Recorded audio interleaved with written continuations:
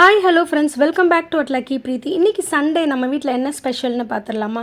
வாங்க. பிரேக்ஃபாஸ்ட்டுக்கு வந்து லெஃப்ட் ஓவர் சப்பாத்தியில் வந்து ஆனியன், டொமேட்டோ, எக்கெல்லாம் போட்டு ரொம்ப சிம்பிளான ஒரு பிரேக்ஃபாஸ்ட் முடிச்சாச்சு.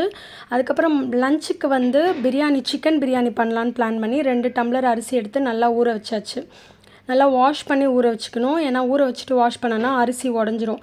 அதுக்கு முன்னாடி வாஷ் பண்ணி ஊற வச்சிடணும். அதுக்கப்புறம் வந்து சிக்கனுமே நல்லா வாஷ் பண்ணி எடுத்து வச்சாச்சு.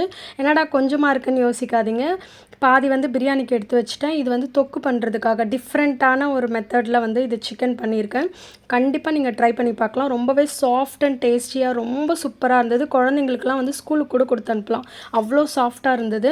அதில் வந்து எக்கு, அதுக்கப்புறம் தயிர் வந்து கொஞ்சம் எக்ஸ்ட்ரா ஆட் பண்ணியிருக்கேன். ரொம்பவே ரொம்ப சாஃப்டாக இருந்தது, சூப்பர் சாஃப்டாக இருந்தது. சாப்பிடவும் ரொம்ப டேஸ்ட்டாக இருந்தது. இதை வந்து நான் வந்து ஒரு 1 ஹவராவது ஃப்ரிட்ஜில் வச்சுருப்பேன். அதுக்கப்புறம் பிரியாணிக்கு பார்த்திங்கன்னா வெங்காயம், பிரியாணி ஸ்பைசஸ், அரிசி ஊற வச்சுருக்கேன், தக்காளி எல்லாமே கட் பண்ணி ரெடியாக வச்சுட்டேன். இங்கே பார்த்தீங்கன்னா சிக்கன் பிரியாணிக்கு போடுற சிக்கனும் நல்லா வாஷ் பண்ணி எடுத்தாச்சு. தயிர் வந்து வீட்டிலேயே போட்ட தயிர். ஸோ எல்லாமே ரெடி பண்ணி பக்காவாக வச்சாச்சு. இப்போ வந்து வாங்க பிரியாணி எப்படி பண்ணுறதுன்னு பார்க்கலாம். ஃபஸ்ட்டு வந்து குக்கர் வச்சுட்டு அதில் எண்ணெய், அதுக்கப்புறம் ஒரு ஸ்பூன் வந்து கீ ஆட் பண்ணியிருக்கேன். அதுக்கப்புறம் வந்து சோம்பு. சோம்பு நல்லா வந்து வெடித்து வந்ததுக்கப்புறம் பிரியாணி ஸ்பைசஸ் அது எல்லாத்தையும் போட்டு நல்லா வதக்கிட்டு அது கூடவே வந்து வெங்காயத்தை போட்டுக்கலாம். வெங்காயம் வந்து இந்த மாதிரி ஸ்லைஸாக கட் பண்ணிங்கன்னா சீக்கிரம் வந்து நல்லா ப்ரௌனிஷாக வரும். ஸோ ஆல்ரெடி நான் கட் பண்ணி ரெடி பண்ணி வச்சுருந்தேன். ஸோ வெங்காயத்தை ஆட் பண்ணிக்கலாம். ரொம்ப டீப் ப்ரௌனாக வரணும், அந்த அளவுக்கு நல்லா வெங்காயம் வந்து வதக்கி விடணும். ஸோ வெங்காயம் எந்த அளவுக்கு வதங்குதோ அப்போ தான் நம்மளோட பிரியாணி டேஸ்ட் வந்து ரொம்ப சூப்பராக இருக்கும். கண்டிப்பாக நம்ம சேனலில் சப்ஸ்கிரைப் பண்ணாதவங்க சப்ஸ்கிரைப் பண்ணி பெல் ஐக்கனை கிளிக் பண்ணி வச்சுக்கோங்க. அப்போ தான் நம்ம போடுற வீடியோஸ் ரெகுலராக உங்களுக்கு நோட்டிஃபிகேஷனில் வரும். ஸோ இனிமேல் நம்ம சேனலில் வந்து இன்ட்ரெஸ்டிங்கான குக்கிங் வீடியோலாம் வர்றதுக்கு பார்க்குறதுக்கு ரெடியாக இருக்கீங்க அப்படின்னா சப்ஸ்கிரைப் பண்ண மறந்துடாதீங்க. ஓகே ஃப்ரெண்ட்ஸ், இப்போ வந்து ஆனியன் வந்து நல்லா டீப்பாக ஃப்ரை ஆகிடுச்சு. அப்புறம் வந்து நம்ம இஞ்சி பூண்டு பேஸ்ட்டு போட்டுக்கலாம். இதோட சீக்ரெட் என்ன அப்படின்னு பார்த்தீங்கன்னா, நம்ம இந்த டைமில் இஞ்சி பூண்டு பேஸ்ட் போட்டோம்ல, ஸோ இந்த டைம்லேயே வந்து நம்ம மசாலா, நான் வந்து காஷ்மீரி சில்லி பவுடர் மட்டும்தான் ஆட் பண்ண போகிறேன். புதினா, கொத்தமல்லி. என்னடா புதினாவை காணும்னு தேடாதீங்க. ஸோ என்கிட்ட வந்து கொத்தமல்லி மட்டும்தான் இருந்தது. ஸோ நான் கொத்தமல்லி வச்சு பண்ணிட்டேன். நான் புதினா வாங்கினேன்னா பாதி வேஸ்ட் ஆகிடுது, மறுபடியும் நான் அதை எதுவும் யூஸ் பண்ணுறதே இல்லை, வேஸ்ட் ஆகிடுதா, அதனால் இருக்கிறத வச்சு பண்ணலாம் அப்படின்னு சொல்லிட்டு பண்ணிட்டேன். ஏன்டா பச்சை மிளகாய் இந்த டைமில் ஆட் பண்ணுறேன்னு நினைக்காதீங்க. பச்சை மிளகாய் ஏன் இந்த டைமில் ஆட் பண்ணுறேன்னா, ஸ்பைஸ் வந்து கொஞ்சம் கம்மியாக காட்டும்.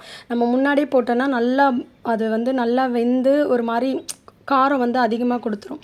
அதனால தான் நான் நல்லா வெங்காயம் வெந்ததுக்கப்புறம் நான் வந்து பச்சை மிளகாய் ஆட் பண்ணேன். அதுக்கப்புறம் வீட்டிலேயே ரெடி பண்ண தயிர், ரொம்ப கட்டியான தயிர் யூஸ் பண்ணும் போது டேஸ்ட் வந்து ரொம்பவே அல்டிமேட்டாக இருக்கும். இங்கே பாருங்கள், நல்லா கிரேவி கன்சிஸ்டன்ஸில் வந்துருச்சு.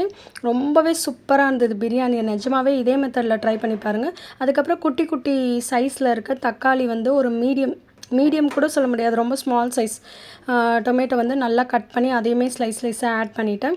தக்காளி வந்து ரொம்ப பாயில் ஆகணும்னு அவசியம் இல்லை, ஏன்னா நம்ம தயிர் ஆட் பண்ணியிருக்கோம்ல. ஸோ சிம்பிளாக கொஞ்சம் இது பண்ணாலே போதும். தயிர் ஆட் பண்ணி நல்லா வதங்கினதுக்கப்புறம் தண்ணி 2 டம்ளர் எடுத்திருக்கேன்னா, ஸோ 3 டம்ளர் நான் தண்ணி ஊற்றிருக்கேன். பாஸ்மதி ரைஸ்ன்றதுனால இந்த மெத்தட் 3 டம்ளர் தண்ணி வச்சுருக்கேன். ஸோ அதுக்கப்புறம் ரைஸ் நல்லா கொதித்து வந்தோடனே நம்ம ரைஸ் ஆட் பண்ணிக்கணும். ரைஸ் ஆட் பண்ணி நல்லா கிளறி விட்டுக்கோங்க. இதுவும் நல்லா கொதித்து வந்ததுக்கப்புறம் தான் நம்ம குக்கர் மூடி போட போகிறோம். பாருங்கள், குக்கர் மூடி போட்டாச்சு. விசிலும் போட்டுடலாம். ஆக்சுவலி நான் ஒரு விசில் தான் விடுவேன். ஒரு குக்கருக்கு ஒரு மாதிரி இருக்கும். என்னோடய இதுக்கு நான் ஒரு விசில் தான் விடுவேன். 3 முட்டை வந்து வேக வச்சுட்டேன் சைட் பை சைடை வந்து.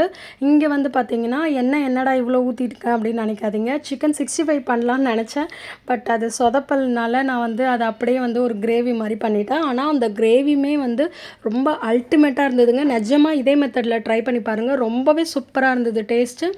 சிக்கன் வந்து சூப்பர் சாஃப்டாக வந்து வெந்திருந்தது. பேபிஸ்லாம் கூட லைக் பண்ணி சாப்பிடுவாங்க. லக்கி வந்து ரொம்ப லைக் பண்ணி சாப்பிட்டாங்க. ஸோ இதே மெத்தடில் ட்ரை பண்ணி பாருங்கள். வெங்காயம் வந்து எப்பயுமே எந்த சமையல் பண்ணாலும் வெங்காயம் வந்து நல்லா ப்ரௌனிஷாக வந்து ஆகும்போது டேஸ்ட் வந்து இன்னும் கொஞ்சம் எக்ஸ்ட்ராவாக இருக்கும்.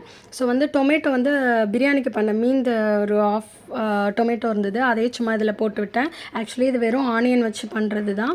டொமேட்டோ இருந்ததுனால சும்மா நான் வந்து ஒரு ஆஃப் டொமேட்டோ போட்டிருந்தேன். அதுக்கப்புறம் நான் வந்து உள்ள மசாலாலாம் போட்டு ஃப்ரிட்ஜில் வச்சுருந்தேன்ல, ஒரு 45 மினிட்ஸாவது இருந்திருக்கும். அதை போட்டு இது பண்ணியாச்சு. அதுக்கப்புறம் மீன் டைமில் வந்து நான் வந்து குக்கர் மூடி ஓப்பன் பண்ணி பார்த்தேன். பிரியாணி வந்து ரொம்ப சூப்பராக, நல்லா சூப்பர் ஸ்மெல்லோடு வந்து ரெடி ஆகிருந்தது.